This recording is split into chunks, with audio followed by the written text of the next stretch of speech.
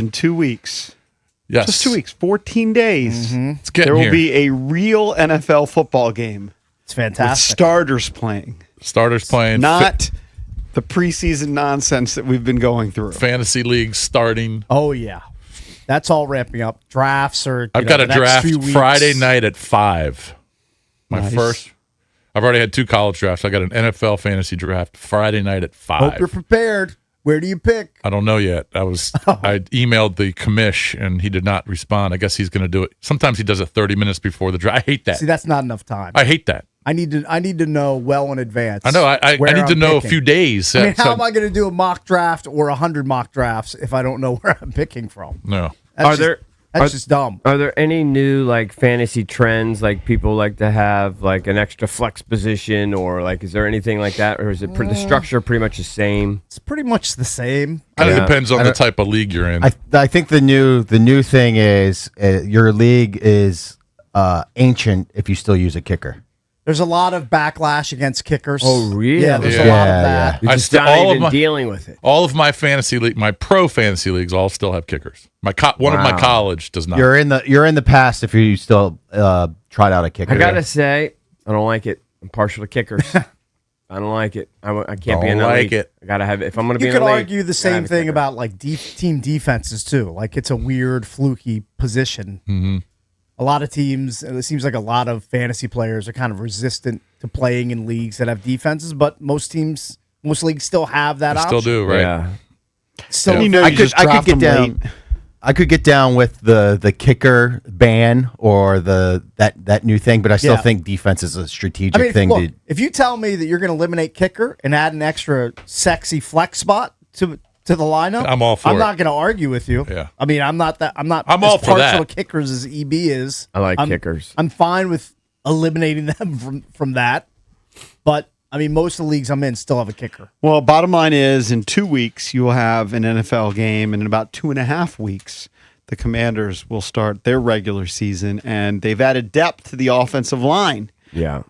We've been talking a lot about the center position. They didn't go center. They bring in a former Pro Bowl left tackle, DJ Humphries, Yeah, not to yet. a 1-year contract. Of course, Tunsil went down earlier in camp.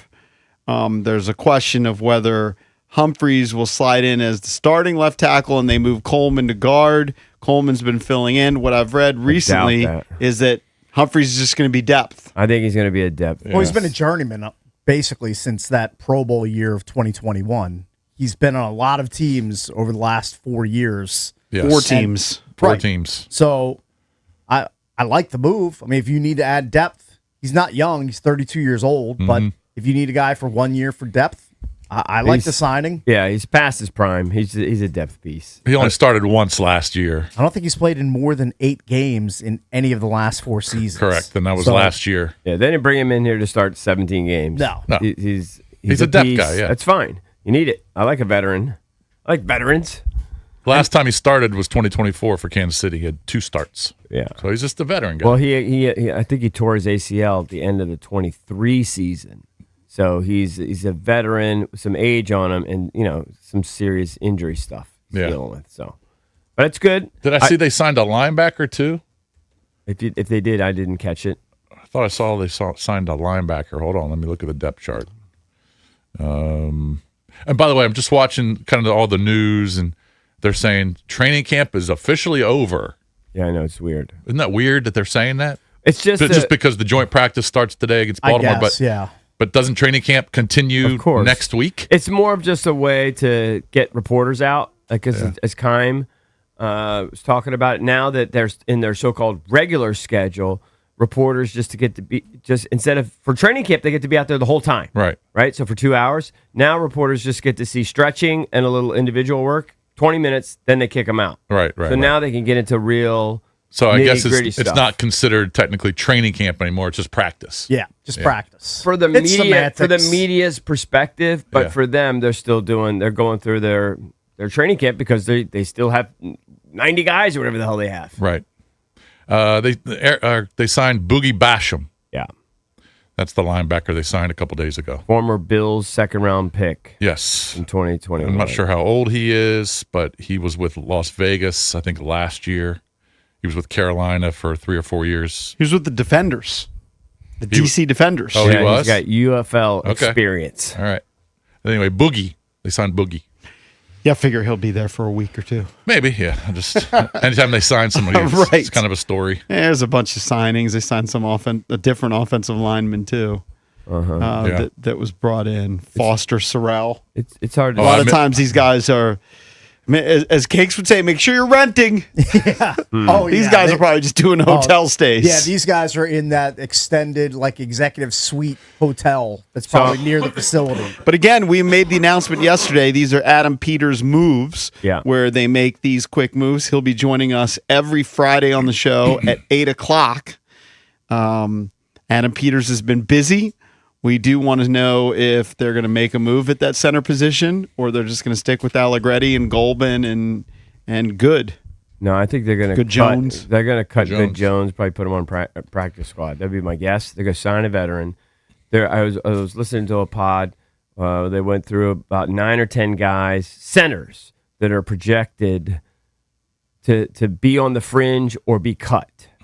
Veterans that certainly Adam Peters and company are keeping an eye on. So it's probably going to be a cut down day thing, and then whenever they can pick up guys, they'll probably pick the best of what's available. That'd be my best guess. Yeah. Well, but it's an exciting hopefully. time because we're getting closer to the regular season. I know Cakes and I were going back and forth. We don't have an announcement yet, but a possible announcement coming about an appearance Yeah, true. for the first game. Right? Yes. That's cool. TBD. Very cool. Wow. And I know the place. You guys know it too, obviously, very well. It's a very cool spot. So that place will be crowded. Hopefully it'll get locked down here in the next day or two. Yeah. That place will be jammed. Like to start spreading the word about it. Because I got a text from Drabby while I was sleeping last night, checking in. I was like, dude, I already answered that question. Yeah. well, he's just double checking. Yeah. No, he just missed it. And trying to then just he get said, it. he was like, my bad, I was waiting for Cakes. And I all think good. Cakes answered. I did. Yeah. I always answer texts very quickly, The thing is, no is matter you got- what. Except when I text you about where do I park for the race. The reason, full disclosure, the reason I didn't respond to you is because EB was also on the text. So I basically was like, well, EB will respond. I just felt like I didn't have to worry about it. I don't think I responded. And you didn't respond. No, you responded. You responded. You told me it was a nightmare. The Your Uber nightmare ride. to get there, yeah. Yeah. I said, but basically, good luck to you.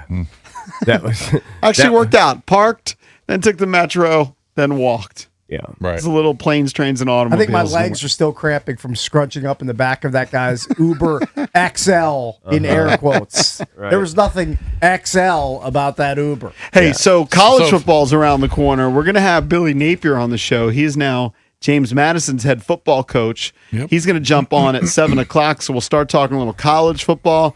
Nationals lost yesterday. They're 10 games under 500 now, but we're going to have Paul Taboni on, talk about how they are going to deal with September. We're going to have some of the call-ups. Like you mentioned, we're going to have Napier on today. Of course, he was at Florida for 4 years, and then he was let go, took over JMU, who, of course, went to the college football playoff last year. So a lot of expectations. And then tomorrow, we're going to have Brent Pry on, who, of course, used to be the head coach at Virginia Tech, but now he's the defensive coordinator. So we're getting into some college football, especially with the Virginia schools. Yep, so Billy Napier at 7, Paul Taboni at 9 o'clock. If you want to chime in throughout the show, you can always hit us up at 1-800-636-1067. We're the Junkies, coming right back.